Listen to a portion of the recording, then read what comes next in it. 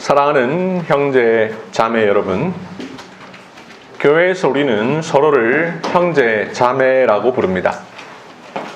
형제 자매라는 표현은 피를 나눈 관계에서 사용해야 할 표현이지만 부모도 다르고 피 한 방울 안 섞인 관계에 있는 교회 한 성도를 향해서 우리는 서로 형제 자매라고 부릅니다.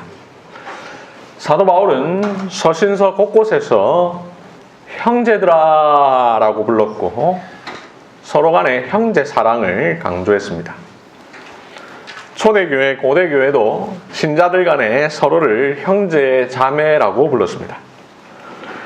이렇게 부를 수 있게 된 것은 철저히 예수님 덕분입니다. 예수님께서 십자가 사역을 통해서 우리를 가족으로 만드셨기 때문입니다. 지난번에 본 것처럼 예수님은 십자가 위에서 자기 어머니 마리아에게 여자여 보소서 아들이니이다 라고 하셨습니다.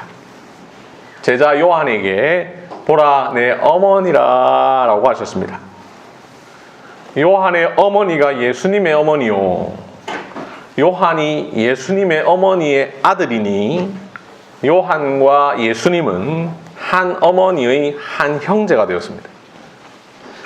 그 이후로 예수님 안에서 우리 모두가 형제가 되었습니다. 그렇기에 십자가는 우리에게 새로운 가족을 주었습니다. 그런데 안타깝게도 많은 교회와 그리스도인들이 이 고귀한 호칭을 잃어버렸습니다. 성경과 초대교회로부터 이어져 온 전통을 상실했습니다. 어느 교회에서 있었던 일인데요. 사이즈가 제법 큰 교회였기 때문에 서로를 잘 모르는 경우가 종종 있었습니다. 예배를 앞두고 자리가 넉넉지 않아서 자리를 조금씩 이동을 해야 했는데요. 어떤 분이 앉아있는 한 분에게 이렇게 말했습니다. 형제님, 죄송하지만 좀 안쪽으로 들어가 주시겠습니까? 그랬더니 그 사람이 자리를 옮기면서 이렇게 대답합니다. 예, 알겠습니다. 그런데 저는 형제가 아니라 장로입니다. 장로지만 형제요. 장로이면서 또한 형제라는 사실을 모르고 있습니다. 형제라는 말의 고귀함을 모르고 있습니다. 이와 유사한 일이 그 외의 상황에서도 종종 일어납니다. 특히 한국교회 이 권사라는 직분을 가진 사람들이 그렇게 할 때가 많습니다. 자신을 권사라고 불러주지 않으면 불쾌해하기도 합니다. 성경에 나오는 자매라는 표현보다 성경에 없는 권사라는 이름에서 더 기쁨을 누립니다. 안타까운 일입니다. 형제 자매는 단순한 호칭이 아닙니다. 우리의 형제됨, 가족됨을 보여주는 본질입니다. 이 본질은 철저히 그리스도의 십자가 복음으로 말미암아 된 것입니다. 그리스도께서 십자가에서 행하신 사역에 근거합니다. 예수님은 우리를 서로 형제 자매라 부를 수 있도록 하시려고 십자가에 달려 죽으셨습니다.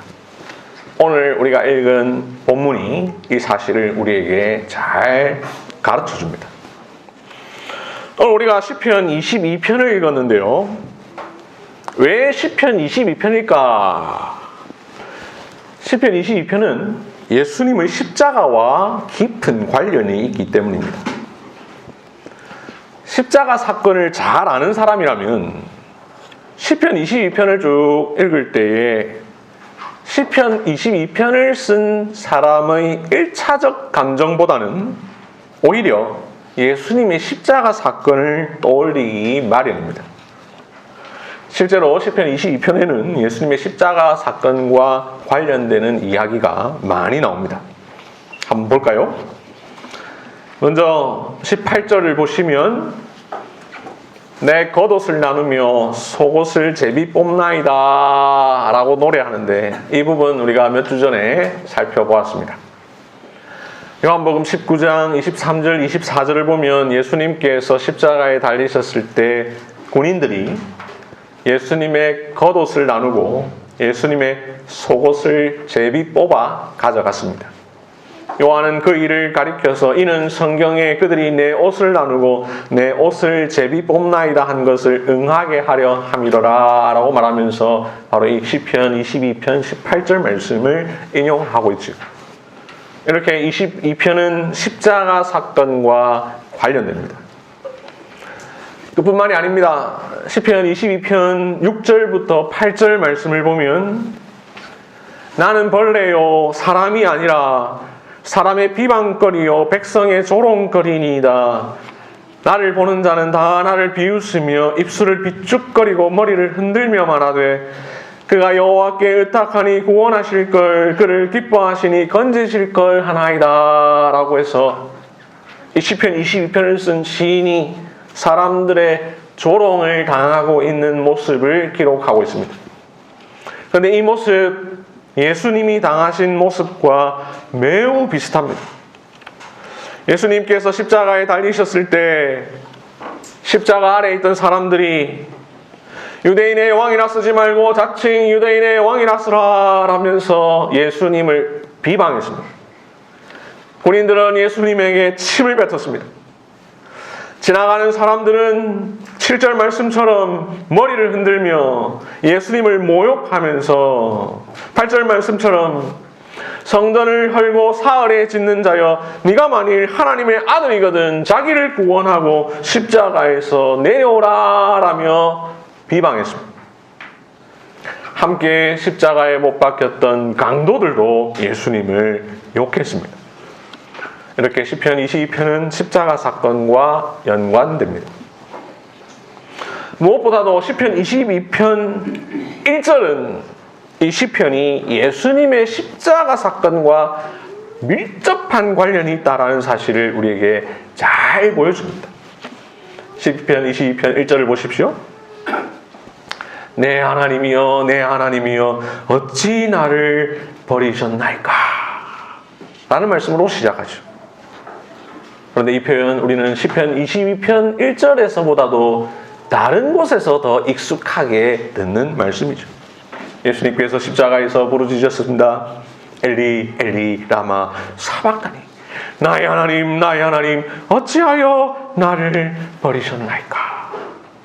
예수님은 바로 이 시편 22편 1절을 십자가 위에서 인용하시면서 부르짖으셨습니다. 이렇게 시편 22편은 십자가 사건과 관련됩니다. 시편 22편은 예수님의 고난을 다룬 복음서에 가장 많이 인용되는 시편입니다. 이런 이유로 우리가 시편 22편을 읽었습니다. 그러면 그 가운데서 오늘 읽은 22절은 무엇을 말씀하고 있을까? 이 시를 쓴 사람은 다윗입니다. 1절부터 21절까지를 보면 다윗이 고통 가운데 있습니다. 1절에서 내 하나님이여 어찌 나를 버리셨나이까 어찌 나를 멀리하여 돕지 아니하시오며 내 신음소리를 듣지 아니하시나이까 이렇게 말하는 것으로 보아 극심한 고통 가운데 있었던 것이 분명합니다. 다윗은 예수님이 당한 고통 정도까지는 아니겠지만 그럼에도 분명 도무지 감당하기 어려운 고통 가운데 있었습니다. 이러한 고통을 21절에서까지 노래했던 다윗이 이제 22절에 와서 분위기를 바꾸어서 이렇게 노래합니다. 내가 주의 이름을 형제에게 선포하고 회중 가운데서 주를 찬송하리다. 다윗은 지금 극심한 고통 가운데 있는데 하나님이 만약 자신을 이 고통과 곤경 가운데서 건져주시면 하나님의 이름을 선포하고 하나님을 찬송하겠다라고 말합니다. 다윗은 비록 고난 가운데 있지만 하나님께서 자신을 건져주실 것이라는 사실을 믿고 있습니다. 구원의 하나님을 확신하고 있습니다. 그러면서 맹세합니다. 내가 하나님을 선포하고 하나님을 찬송하겠습니다. 그런데 그냥 자기 혼자 하겠다 하지 않습니다. 다른 사람에게 알리겠다라고 합니다. 하나님께서 하신 일, 자신이 받은 구원을 다른 사람들에게 알리겠다라고 합니다. 이것을 다윗은 이렇게 표현합니다. 형제에게 선포하고. 다윗은 다른 사람에게 알리겠다는 말을 내가 주의 이름을 형제에게 선포하겠다라고 말합니다. 다윗이 말하는 이 형제, 바로 그와 함께 하나님을 예배하는 사람들을 가리킵니다. 이 사실 바로 이어지는 말 회중 가운데에서라는 표현을 통해서 알 수 있습니다. 우리 지금 보고 있는 이 성경 시편은 시라는 문학 장르로 기록되어 있죠. 그래서 의도적인 반복이 있습니다. 시적 허용이 있습니다. 주의 이름을 형제에게 선포하고 라는 말, 회중 가운데에서 주를 찬송하리이다 라는 말, 이 두 말이 대꾸를 이루고 있습니다. 그래서 이 형제 곧 회중입니다. 회중이 곧 형제입니다. 다윗은 이스라엘 백성들을 형제라고 표현합니다. 다윗은 자신과 함께 예배하는 교인들을 형제로 여깁니다. 다윗은 왕입니다. 그들 백성입니다. 그러나 형제입니다. 다윗과 이스라엘 백성의 관계는 왕과 백성의 관계를 넘어 하나님 안에서 형제입니다.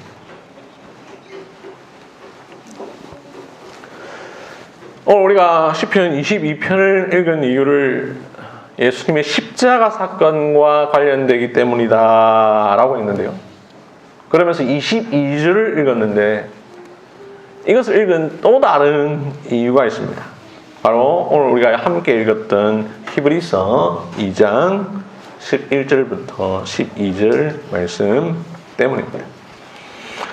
다 함께 히브리서 말씀을 함께 보시겠습니다.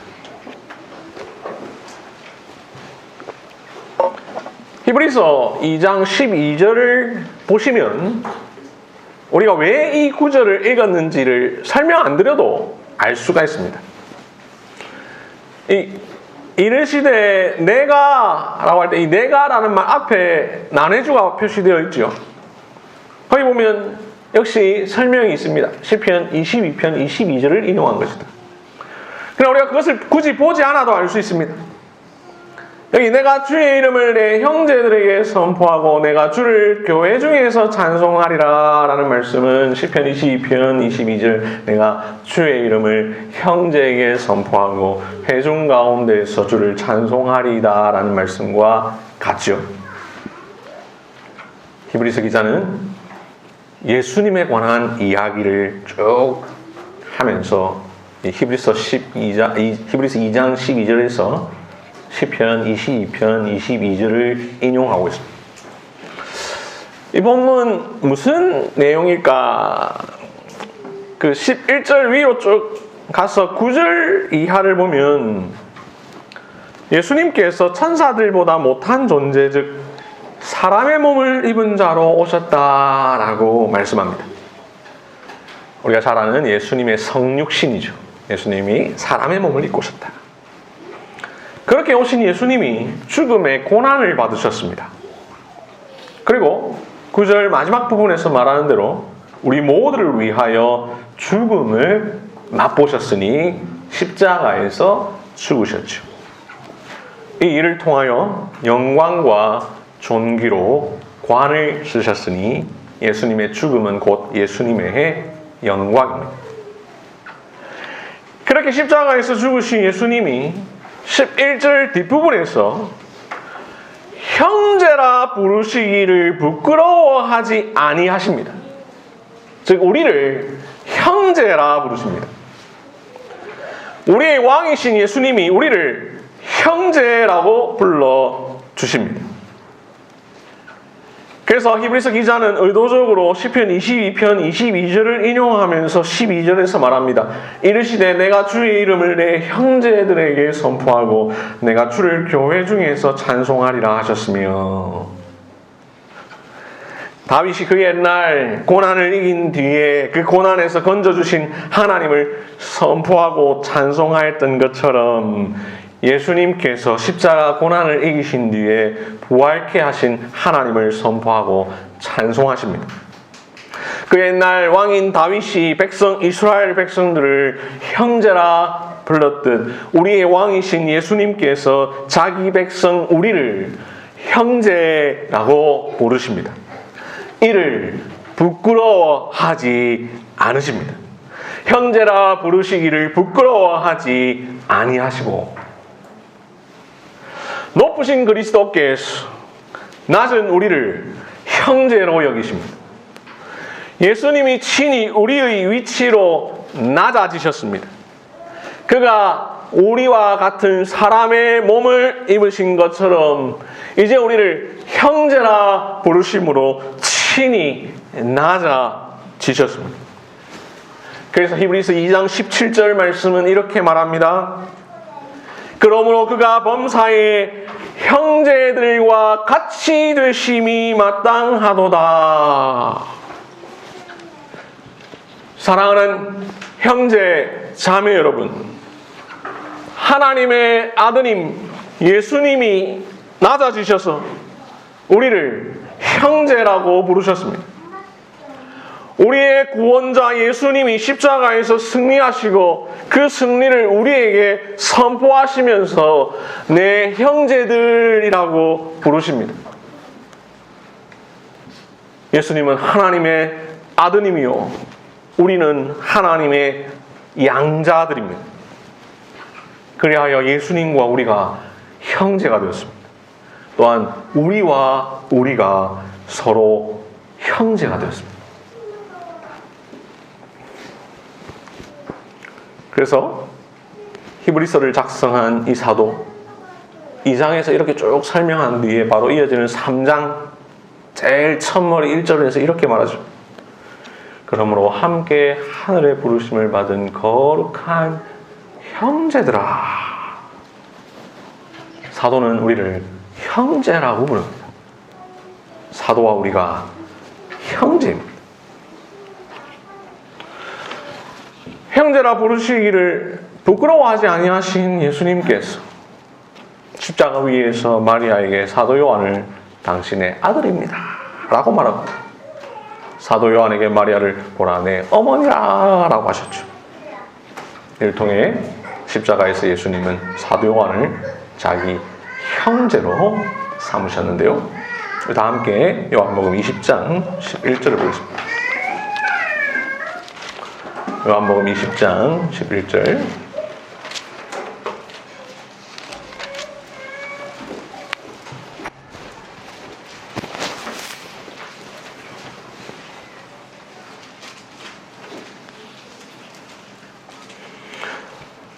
요한복음 20장 11절인데요. 그 위에 쭉 보면 예수님께서 부활하셨죠. 20장 1절에서 부활하셨습니다. 이를 알지 못하던 마리아가 11절에서 무덤 밖에 서서 울고 있습니다. 이 마리아, 예수님의 어머니 마리아가 아니라 그 마리아 옆에서 보소서 아들이니다 라는 말을 함께 들었던 막달라 마리아입니다. 15절에 보면 예수님이, 부활하신 예수님이 막달라 마리아에게 나타나십니다. 그러면서 17절 중간 부분에서 이 마리아에게 이렇게 말씀하십니다. 너는 내 형제들에게 가서 이르되, 이렇게 말합니다. 예수님이 내 형제들에게 가서 내 말을 좀 전해달라 이렇게 말씀하십니다. 이 말을 들은 막달라 마리아가 누구에게 갑니까? 18절 막달라 마리아가 가서 제자들에게 내가 주를 보았다 하고 또 주께서 자기에게 이렇게 말씀하셨다 이르니라. 예수님이 마리아에게 내 형제들에게 가서 내 말 좀 전해달라 했는데 그 말 들은 막달라 마리아가 제자들에게 가서 예수님이 하신 말씀을 전해줍니다. 예수님의 십자가가 요한을 예수님의 형제로 삼아준 것처럼 나머지 제자들도 형제로 삼아주십니다. 그리고 예수님은 자기의 제자들을 향하여 형제라 부르기를 부끄러워하지 않으십니다. 다 함께 사도행전 15장 23절 보겠습니다.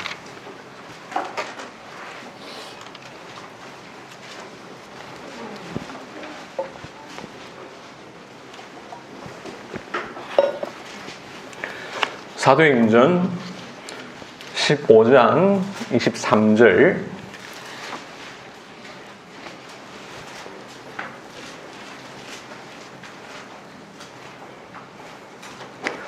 사도행전 15장 23절. 사도행전 15장은 예루살렘 총회가 열린 상황 가운데 있었던 이야기죠. 6절에 보면 그래서 예루살렘 총회가 열려 있는 것을 볼 수 있습니다. 사도들과 장로들이 참석한 회의죠. 이 회의를 쭉 합니다. 회의 다 하고 나니까 이제 회의 결정 사항이 있죠. 이렇게 우리 회의를 결정했다. 그 결정 사항을 이 편지로 발송합니다. 다르게 말하면 이 공문을 보내는 것하고 비슷합니다. 그런데 그 편지의 내용이 이제 23절 이하에 쭉 나오게 되는 건데, 그래서 그 편에 편지를 붙여 이르되 이렇게 되어 있습니다. 이제 공문을 작성해서 이 결정 사항을 다른 교회에 알리는 겁니다. 그런데 이 발송 편지의 발신인에 이렇게 표기합니다. 사도와 장로된 형제들은, 수신인은 이렇게 표현합니다. 안디옥과 수리아와 길리기아에 있는 이방인 형제들에게, 사도들, 장로들 자신을 형제라 표현합니다. 그리고 이방 땅에 있는 그리스도인들, 그들을 형제라 부릅니다. 발신인 사도입니다. 장로입니다. 그러나 그들은 자신을 사도와 장로된 형제들이라고 말합니다. 예수님께서 내 형제들이라고 부르신 자들입니다. 이제 그들은 주님으로부터 형제들이라 불림을 받았고 이제 자신을 형제라 표현합니다. 설교의 서론에서 말씀드렸던 저는 형제가 아니라 장로요 라고 말했던 그 장로는 이 성경 구절을 다시 읽어봐야 합니다. 과거 이스라엘 사람들은 이방인을 하대했습니다. 업신여겼습니다. 그러나 그리스도 안에서 하나된 사도와 장로들은 안디옥과 수리아와 길리기아에 있는 이방인들에게 말합니다. 형제들, 사랑하는 형제, 자매 여러분, 하나님의 아드님, 우리의 왕 예수님이 낮고 낮은 우리와 같이 되셨습니다. 그리스도가 우리의 수준으로 낮아지셨습니다. 빌립보서 2장 6절부터 8절 말씀, 그는 근본 하나님의 본체시나 하나님과 동등됨을 취할 것으로 여기지 아니하시고 오히려 자기를 비워 종의 형체를 가지사 사람들과 같이 되셨고 사람의 모양으로 나타나사 자기를 낮추시고 죽기까지 복종하셨으니 곧 십자가에 죽으심이라.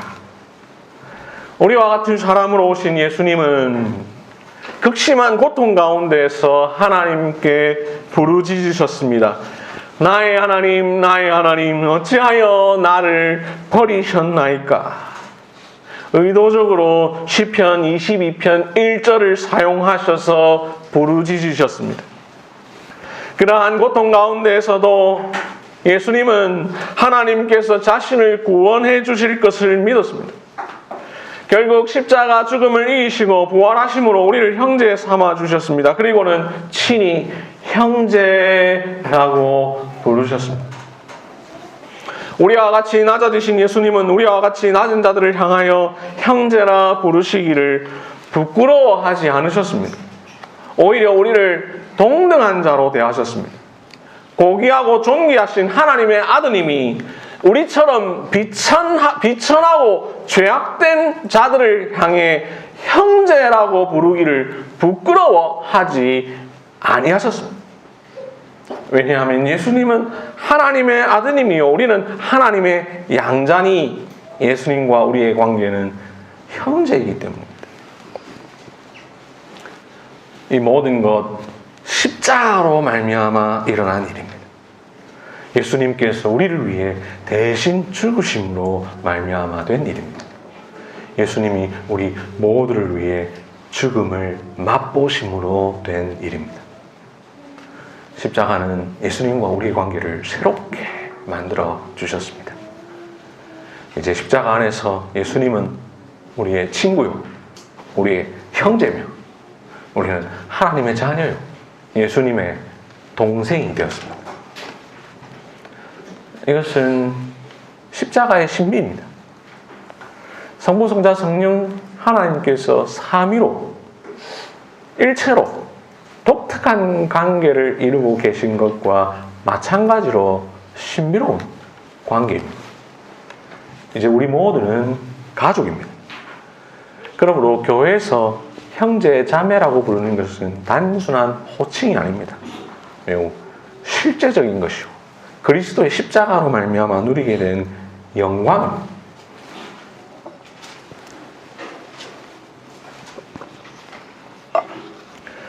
사랑하는 형제, 자매 여러분, 서론에서 말씀드린 것처럼 교회에서 서로를 형제, 자매라고 부르는 것은 성경이 말하는 바요, 초대교회로부터 이어져 온 전통입니다. 하지만 안타깝게도 많은 교회와 그리스도인들이 이 고귀한 전통을, 이 호칭을 잃어버렸습니다. 오랫동안 상실했던 전통을 다시 회복하는 것은 어색합니다. 낯섭니다. 청년들이 장년들에게 형제님, 자매님이라고 부를 때 많이 불편할 것입니다. 그런데 사실 청년들보다 장년들이 더 불편할 수 있습니다. 나이 많은 분들이 나이 어린 분들에게 형제, 자매라고 부르는 것은 많이 어색할 것이고 낮아짐의 수고가 필요합니다. 그럼에도 우리가 그렇게 부르는 것은 단순한 전통 때문이 아닙니다. 성경이 제시하는 우리의 관계의 본질입니다. 사도들이 그렇게 불렀고 교회가 그렇게 불러왔습니다. 무엇보다 예수님이 그렇게 부르셨습니다. 히브리서 2장 11절, 형제라 부르시기를 부끄러워하지 아니하시고, 예수님은 우리보다 훨씬 크신 분입니다. 예수님은 하나님이십니다. 높고 높으신 예수님께서 낮고 낮은 우리를 형제라고 부르시는데, 우리가 함께 그리스도인 자들에게 형제, 자매라고 부르는 것은 전혀 어렵거나 이상한 일이 아닙니다. 예수님도 나를 형제라 부르는데 내가 어찌 이를 부끄러워하겠습니까? 우리가 잃어버린 것은 단순히 호칭이 아닙니다. 우리가 잃어버린 것은 관계입니다. 관계보다 더 크게 잃어버린 것은 그리스도의 낮아지심의 의미와 십자가 사역의 크심의 의미입니다. 사랑하는 형제자매 여러분, 호칭도 관계도 잃어버리지 맙시다. 무엇보다 그리스도의 십자가 사역의 의미를 잃어버리지 맙시다. 우리의 호칭은 십자가로 말미암아 된 것임을 기억합시다. 서로를 형제자매라고 부르면서 그 부르는 것보다 더 중요한 것, 우리의 관계를 생각합시다. 예수님께서 우리를 형제라고 부르셨음을 생각합시다. 그리고 서로를 사랑합시다. 그리스도의 사랑으로 사랑합시다. 십자가를 죄와 구원으로만 축소시키면 안 됩니다. 십자가는 보다 더 풍성합니다.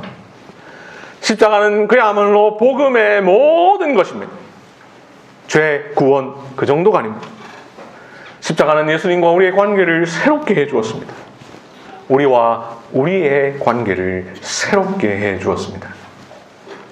다윗의 시편을 성취해 주었습니다.